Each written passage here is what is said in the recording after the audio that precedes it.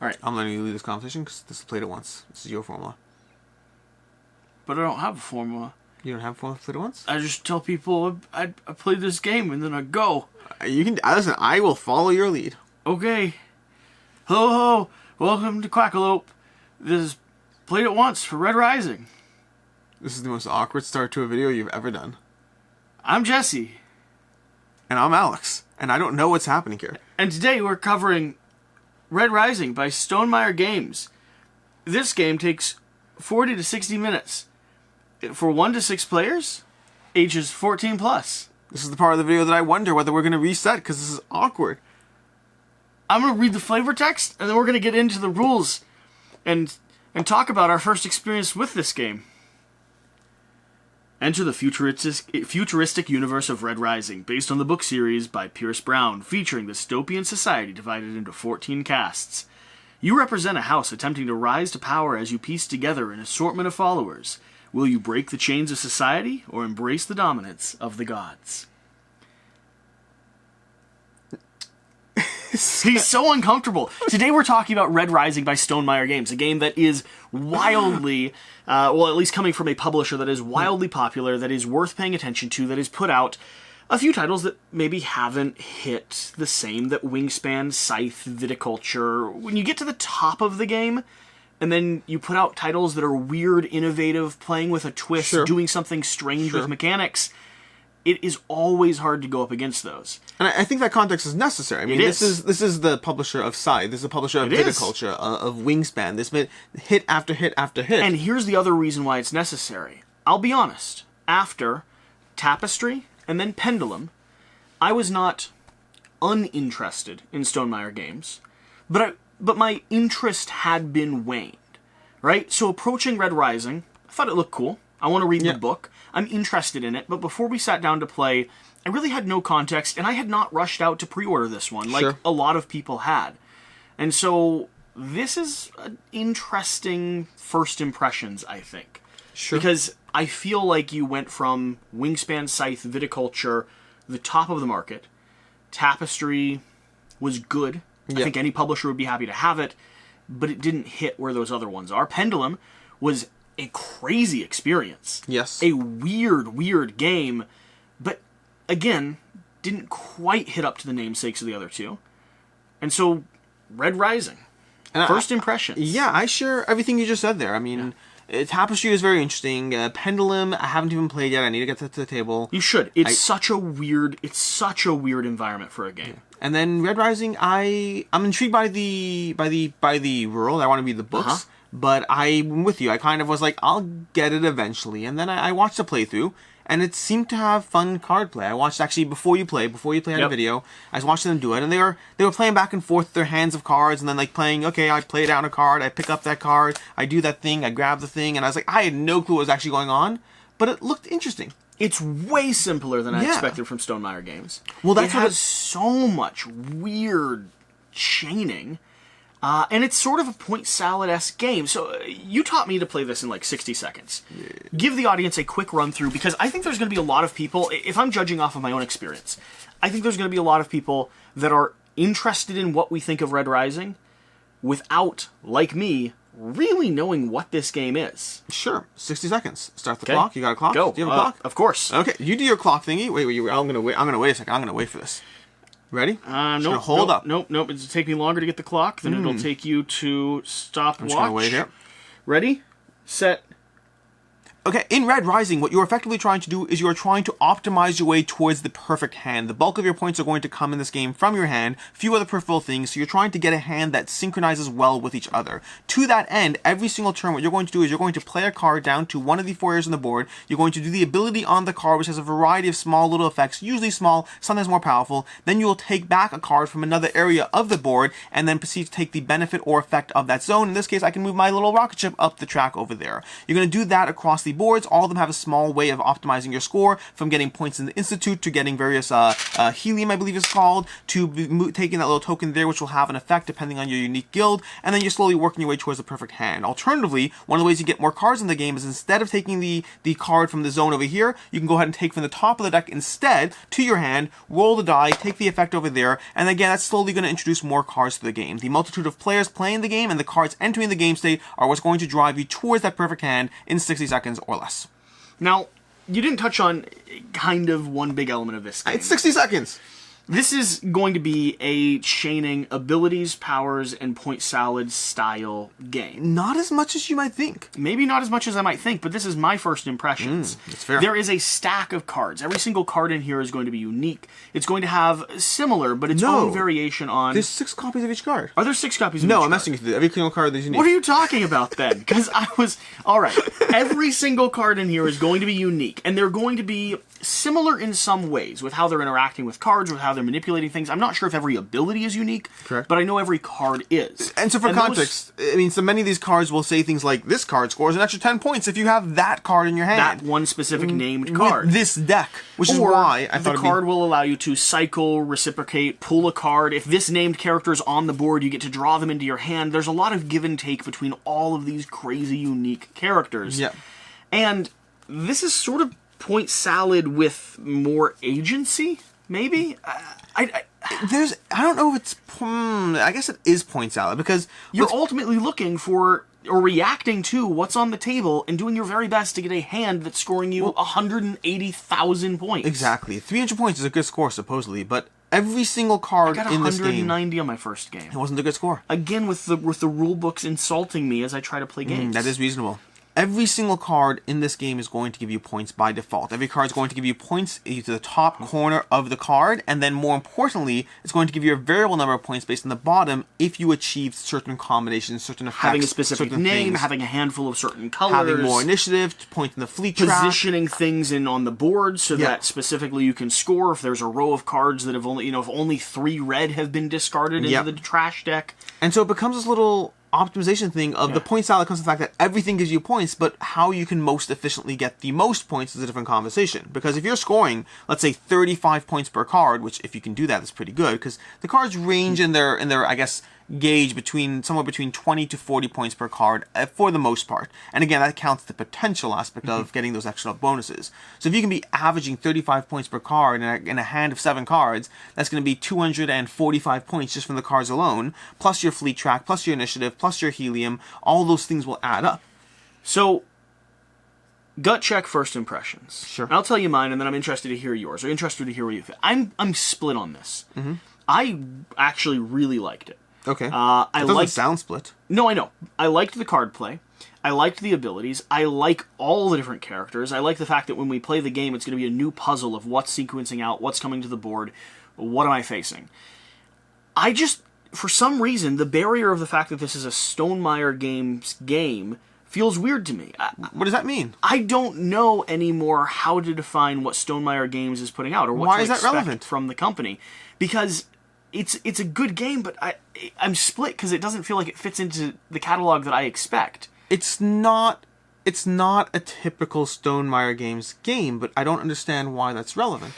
Because it makes, I don't know, it makes, like, if I go to Capstone Games, I sort of know what I'm expecting. If I go to Leader Games and walk away with one of the titles, I sort of have an expectation of what type of game I'm getting. Sure. This is a lighter card puzzle. It just I'm doesn't... still going to challenge you on this. That is completely I know relevant. It shouldn't matter. No. That's completely relevant information for you when you say, I don't know whether I should get the next Stonemaier Games because I don't know what I'm getting. Yes. But this is in front of you. Yes. You've played this. Yes. Either you're interested or you're not. What is the No, library? I really like it. I really like it. So what's the split part?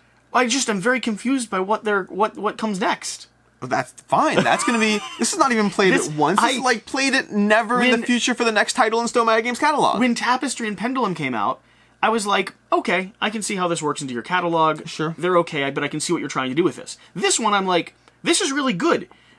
Does this now start to redefine what your company's putting out? I mean, so this, keep in mind, this is his first IP game. Yeah. That might just be that right there. I mean, I think this is for the first IP game, right? It is. So for the what's it called, intellectual property, so it's tying into the Red Rising book series, which means there is a degree of you have to make the game more accessible if you're trying to tie into a greater market. I could easily see this becoming one of their next hits, not necessarily because it matches, the elegance of viticulture or Scythe or whatever, but because it is an IP title with accessible gameplay. And this part, I have none of this when I play this game, but I've heard Austin from IV Games, when he's talking about it, how he can visualize the characters, this one with that one, and they're doing this, and they're working together. This makes me want to read the book so bad. Absolutely. How do you have a book that has this much stuff? There's 14 different factions. Did you miss that part? It's 14. incredible. You read the flavor text. I did. 14 houses. But I don't. The book isn't this big. This is thicker than the book is. There's multiple books. Okay. Yeah, there's multiple books. Well, I need to go read them. I want to read them too. It's like some sort of uprising on Mars or something. Ooh. Yeah, exactly. That's what Sounds I said. cool. That's what I said. But I was more intrigued by the fact that when Austin was talking about playing it, he was talking about how this made sense to him. Mm-hmm. And to me, this makes no sense to me. To me, this is pick up card, play card, optimize your points around the other card. I don't care if it's Alphen, Calliope, Orion, Trig. None of these things make any difference to me. It's I play a card, I get a card, I lose a card, I banish a card, whoop-de-doop-de-doo. But if they did make sense, it would probably be that much. It would be that better. And to be clear, when I said whoop-de-doop-de-doo, I do like this game. It just, the property of what's going on is nonsensical to me. So like I said, this game confuses me onto what to expect from Stonemaier Games moving forward. Mostly because I think it is good enough that I will now list it in the lineup of what Stonemaier Games offers. Sure. But that confuses what comes next. However, it on its own, just looking at the game as a simple little puzzle, if I got this without any namesake attached to it, sure, I'm really intrigued by the puzzle. Now, one of the things we've both mentioned to each other is the idea of too much variability when it comes to the cards. Too many specific names and sequences and cards and things that you're trying to play off of each other makes it so that you never are quite sure what puzzle you're going to be presented with. I love that. I really like that, but it also means that as I was playing, I was building a strategy based off of two names, and two names never showed up, which the next plays... No, there's an entire faction of cards that say, treat this card as any name that you want. Well, I didn't see any of those. Did you? I mean, I had 3 of them in the game, and that means, and just the part that's fun, because I had 3, and because I played them to the general popular area, you had access to a bunch of cards that said, treat this card as any name. Orange and red almost never came out onto the board during I played playthrough. 3 orange cards onto the board that you could have picked up. I never read that part of the text. That's reasonable. There's a lot of text in the game. That's reasonable. Yeah. But yeah, that's an entire faction that's all about being the wild card, so to speak. They score you a little bit less points, so they end up at 30 points instead of the 35 or 40, but as a result, they do give you flexibility that you don't otherwise get. I like that. I like that. I didn't know that existed. Yeah, absolutely. So that's one of the things I find fascinating. These cards are so reliant on specific titles, and yet I have managed to make most, not all, but most of my combos work. And then the ones that aren't working, you start playing those down mid-game to get rid of them other and start cards. adjusting into something else that works. Yeah, the puzzle and the nature of how everything ties together here, I think for a light, accessible game, there's a lot of text that needs to be read. There's a lot that needs to be I think the second time I play this game, I will be much more prepared to score. This is called Played It Once for a reason. I didn't play this once. I played this a bunch of times. So I think my first play has me hooked, has me intrigued. I want to table this again. I also want to table it with more people. I do. I agree with that. I played it at 2. What's it play up to? It says 4. I believe it plays up to 4. It's always 1 through 5. Yeah. I believe 1 through Stonemaier 5? Games is always 1 through 5. Yes. 1 through 5. It's one of his core principles. He always has a solo mode, and he always has a 5-player game, because it's that window that a family can get to the table. Cool. So I would love to play this at 4-player or 5-player. More cards are coming through. More things are happening on the board. Yeah. I don't know if it'll be better. At 2-player, it was an interesting puzzle back and forth, but I was mostly interacting with the cards that I was playing down. I had much less to do with what everyone else was or what you were doing on the table. So one of the things I did, for instance, when we were playing, is you had a faction that I got rid of right away because it involves banishing cards. That's taking cards from the top of a stack to get rid of. And that's because it's not as relevant. It still is relevant, but not as relevant to a 2-player game. What happens in a larger player count is there's more cards in flux, but they also get covered faster. Yep. So you want a way to get to those cards that are helpful to you. Yeah, and you even had the ability to manipulate and work with that banish deck when it came to endgame scoring, which in a higher round could have or would have resulted in an insane amount of points. But that's going to go to my biggest critique with the game, which is my biggest critique is not anything to do with tying together. I love a lot of the aspects of the game. My biggest thing is I enjoyed the experience. I enjoyed the optimization. I like all of that. But I have also found that, at least in my limited plays, it feels like there are cards that are just drastically more powerful than other cards. And across enough card draws that might average out, but it also might not. What's the tile that you pulled from me that you were like, That one we're right there. convinced this doesn't work at 2 players? I'm not convinced is a strong word. I am not convinced, but for your first play, I wanted to take one that I had initial impressions. Sure. It's going to be this one over here. Begin the game with 1+ card. Whenever you gain a sovereign token, even if you already have it, banish any 1 card from a location of your choice. At end of game, before scoring, banish 1 card from your hand. Effectively, you start with an extra card, but you lose it, at, the end. So of the that's game. it's just with flexibility. It's variance. So, Okay. a little more options there. But then, more particularly, what happens is every time you get the sovereign token, you banish a card, which is helpful if you either have card effects that help from banishing, or alternatively, it's helpful if cards are being covered a lot and you want to get to a card that someone buried. And that's more of a 3 or 4 or 5 player thing. Which is I would agree with you, which is more interesting. Whereas some of the other ones, like the one you ended up giving me, was a pretty base. When I get the sovereign token, I'm rolling the die and taking the reward, which I was able to use a lot cleaner, despite the fact that I still lost horrendously. I don't think that has anything to do with the faction power. Now, when you've played, have you felt like the endgame scoring? You mentioned the fact that you feel like some cards are just purely more powerful. Yes. Which might be accurate with the nature of a deck with, 150 unique cards? No, but I think the gap is just way too large sometimes. Okay. Could be Like wrong.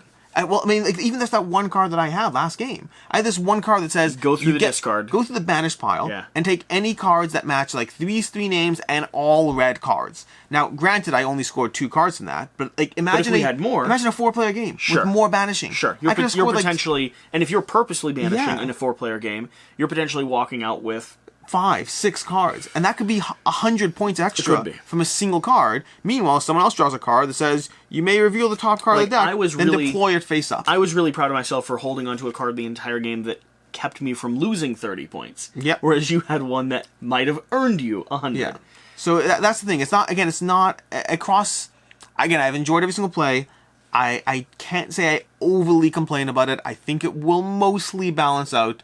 But there's a whole lot of long pauses and mostlies and hedging for the fact that I think cards are imbalanced in the game. And I think that depending on how that plays out over the course of a game, someone might have a fun time building the little cohesive optimization game and you'll still win. My sense of this right now is that when I go back and read the books, Red Rising, I think I'll fall more in love with this game. Oh, absolutely. I think it'll completely innovate. Because the puzzle right now, the characters, the artwork, everything that's happening here has me interested. Yes. You give me more reason to be invested, more reason to be bought, and so I think this is an incredible IP title.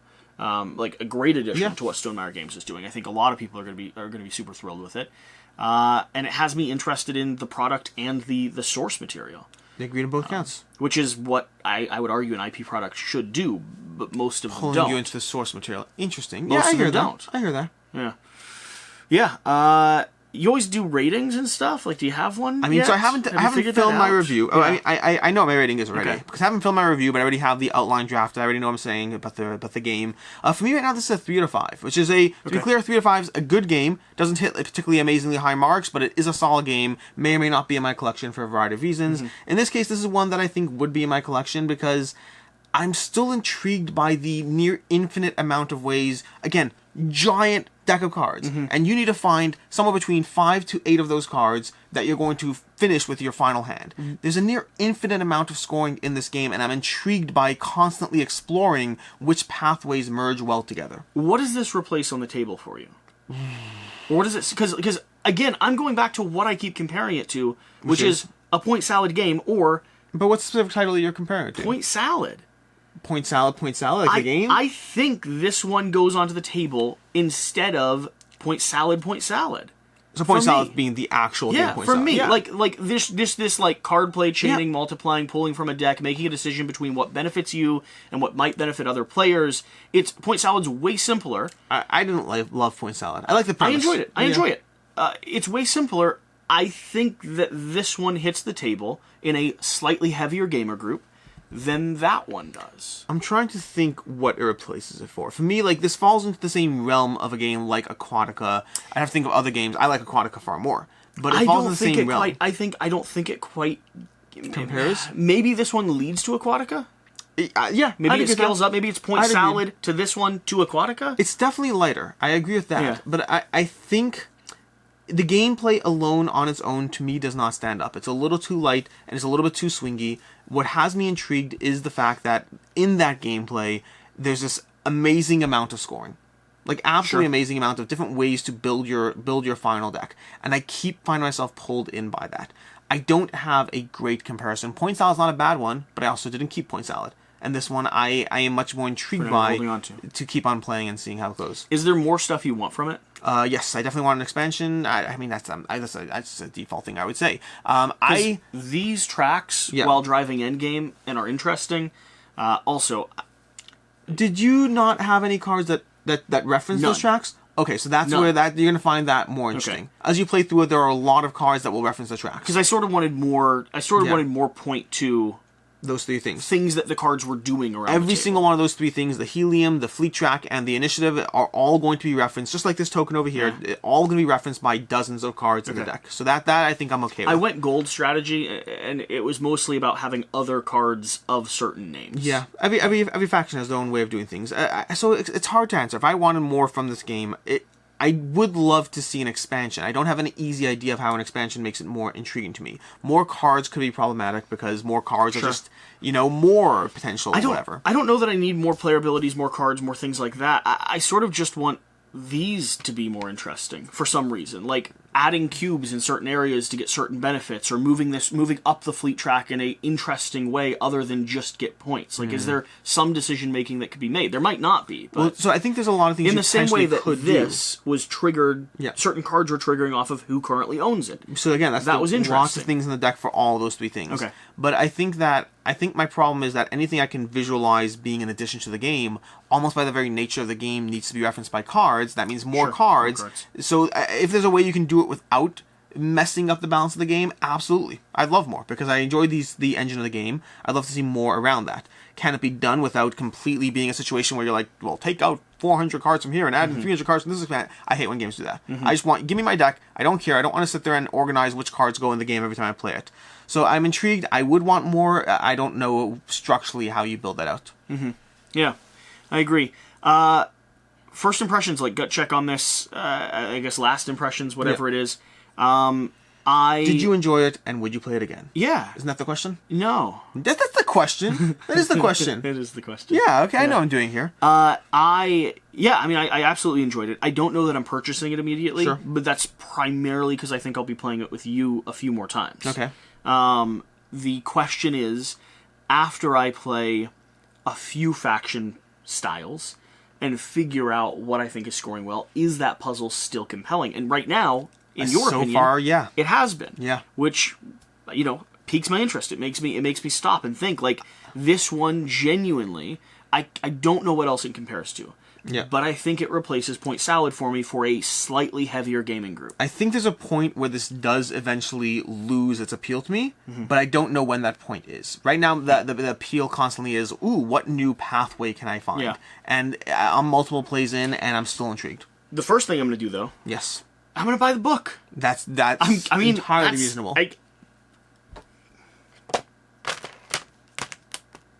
I'm gonna go buy the book. It's my copy of the game. I'll buy him another one. We'll see you next time.